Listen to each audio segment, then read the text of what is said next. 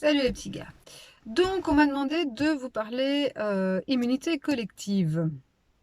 Qu'est-ce que c'est que ça, l'immunité collective? Alors, l'immunité collective, c'est le pourcentage d'une population donnée qui doit avoir été en contact, donc qui doit avoir attrapé une maladie virale et donc qui doit être immunisée, de façon à ce que lorsque un membre de cette communauté tombe malade, il ne puisse plus contaminer que moins d'une personne, ce qui fait qu'on considère que l'épidémie va s'éteindre d'elle-même.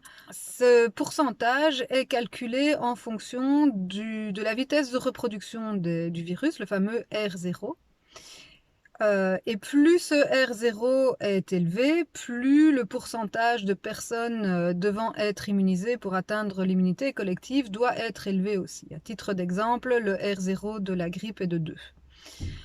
Et c'est là que ça devient rigolo, c'est que j'ai déniché un document qui a été publié en janvier 2020 sur base des données de Wuhan, qui est considéré encore aujourd'hui comme étant l'épicentre de la pandémie de Covid-19. Et dans ce document de janvier 2020, on peut lire que les risques qu'une épidémie venant paralyser la France, que ce soit d'un point de vue économique ou sanitaire, étaient très très faibles. Je vous laisse apprécier. Je donnerai le lien à Marcel pour qu'il puisse le mettre en dessous de la vidéo. Donc le risque de voir une épidémie qui paralyserait la France était donc considéré comme très très faible, et ce grâce à deux choses. La première, c'est que le R0 calculé pour le Covid-19 à l'époque était de 1,5, donc inférieur à la grippe, et son taux de mortalité était calculé à entre 3 et 5%. Et ce document était extrêmement rassurant. Avec un R0 de 1,5, donc inférieur à la grippe, effectivement, la quantité, le pourcentage de personnes devant être immunisées pour atteindre l'immunité collective est donc relativement faible, inférieur à celui de la grippe, puisque le R0 de la grippe est de 2.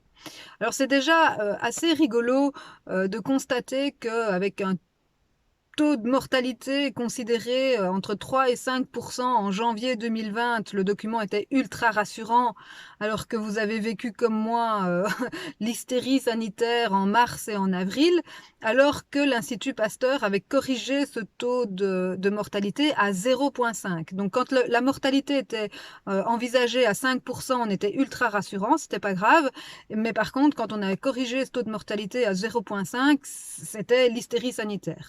Donc là déjà, il y a quelque part un gap que j'ai du mal à comprendre.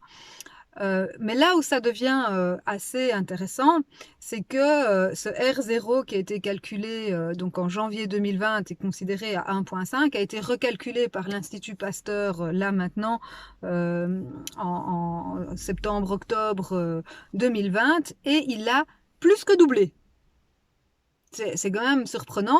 Donc on passe d'un R0 de 1,5 inférieur à celui de la grippe à un R0 de 3,3, donc largement au-dessus de celui de la grippe, ce qui signifie en clair que maintenant, en fait, c'est un très très bon outil de propagande pour les firmes pharmaceutiques, évidemment, de dire que ce R0 est de 3,3, parce que ils vont nous dire, ben, avec un R0 aussi élevé, ça va être très compliqué d'arriver à l'immunité de groupe de façon naturelle, parce que c'est pas éthique évidemment de laisser circuler ce virus, parce que ça va faire des victimes parmi la population fragilisée, les personnes à risque. Donc c'est pas éthique de le laisser circuler pour atteindre ce taux de personnes infectées pour arriver à l'immunité de groupe. La seule façon d'y arriver, bien entendu de façon éthique, ça va être le vaccin.